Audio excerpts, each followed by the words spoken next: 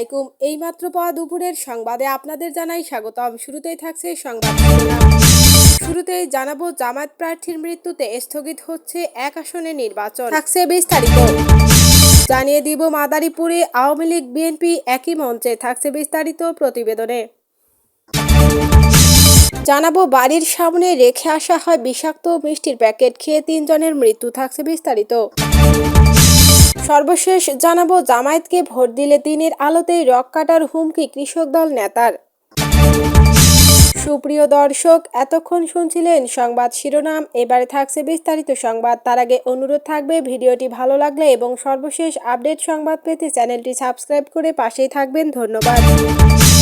এদিকে জামায়াত প্রার্থীর মৃত্যুতে স্থগিত হচ্ছে এক আসনে নির্বাচন। শেরপুর 3 শ্রীবর্দী ঝিনাইগাতি আসনের বাংলাদেশ জামায়াতে ইসলামীর মনোনীত সংসদ সদস্য প্রার্থী এবং জেলা জামায়াতের সেক্রেটারি আলহাজ নুরুজ্জামান বাদল 51 মারা যাওয়া ওই আসনে নির্বাচন স্থগিত করা হচ্ছে। আজ বুধবার সকালে রিটার্নিং কর্মকর্তা ও জেলা প্রশাসক তরফদার মাহমুদুর রহমান বিষয়টি নিশ্চিত করেছেন। তিনি দ্য ডেইলি ক্যাম্পাসকে বলেন, আইনের 17 নম্বর অনুচ্ছেদের 1 উপধারায় বলা হয়েছে, যদি মনোনয়নপত্র প্রত্যাহারের সময়সীমা পার হওয়ার পর এবং ভোট গ্রহণের আগে কোনো বৈধভাবে মনোনীত প্রার্থী মৃত্যুবরণ করেন তবে সংশ্লিষ্ট আসনে নির্বাচনী কার্যক্রম তাৎক্ষণিকভাবে বাতিল করতে হবে। সেই অনুযায়ী নির্বাচনের কার্যক্রম স্থগিত করার জন্য গণবিজ্ঞপ্তি প্রস্তুত করা হচ্ছে জানিয়ে তিনি আরো বলেন, বিজ্ঞপ্তি প্রস্তুত হলে আনুষ্ঠানিকভাবে জানানো হবে।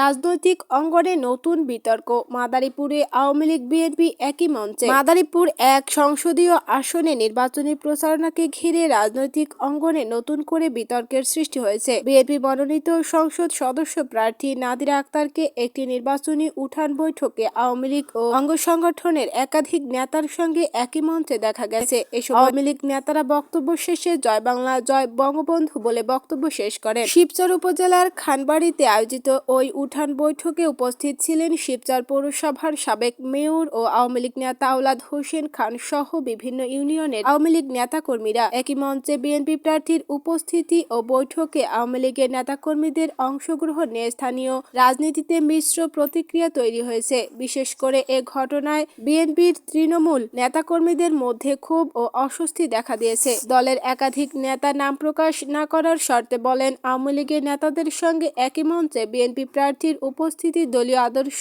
ও দীর্ঘদিনের রাজনৈতিক অবস্থানের সঙ্গে সাংঘর্ষিক।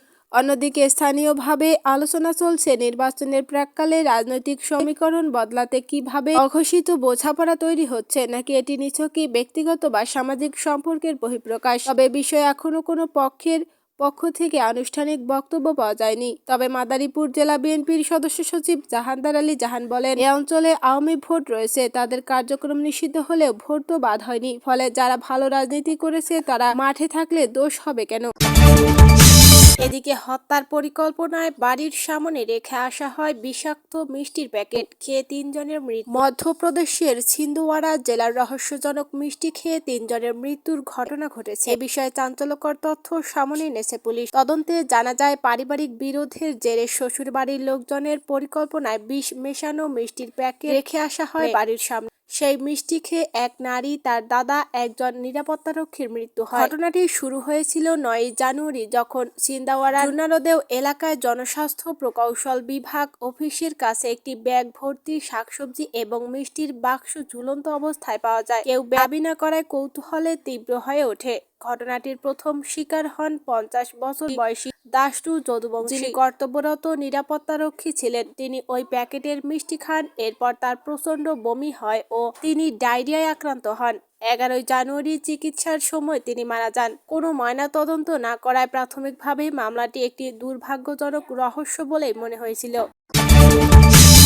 জামায়াতকে ভোট দিলে দিনের আলোতেই রক কাটার হুমকি কৃষক দল নেতা। পাবনার ঈশ্বরদীতে জামায়াতে ইসলামীকে ভোট দিলে রাতের আধারে নয়, বরং দিনের আলোতেই রক কেটে দেওয়ার হুমকি দিয়েছেন মক্কেল মৃধা নামের এক কৃষক দল নেতা। সামাজিক যোগাযোগ মাধ্যমে তার এই বক্তব্যের ভিডিও ছড়িয়ে পড়ার পর এলাকায় তীব্র উত্তেজনা ও জনমনে উদ্বেগ সৃষ্টি হয়েছে। শাহাপুর ইউনিয়নের চর গড়গড়ি দাখিল মাদ্রাসার মাঠে বিএনপির প্রার্থী হাবিবুর রহমান হাবিবের নির্বাচনী জনসভায় বক্তব্য দিতে দিতে গিয়ে তিনি এ ঘোষণা দেন। মক্কেল মৃধা শাহপুর ইউনিয়ন জাতীয়তাবাদী কৃষক দলের আহ্বায়ক। ভাইরাল ওই ভিডিওতে তাকে বলতে শোনা যায়, জামায়াতের কেউ ভোট কেন্দ্রে এলে বা তাদের পক্ষে ভোট দিলে রাতের আধারে নয়, দিনের আলোতেই রক কেটে দেয়া হবে। তিনি আরো বলেন, এলাকায় জামায়াতের কোনো কর্মসূচি চলতে দেয়া হবে না।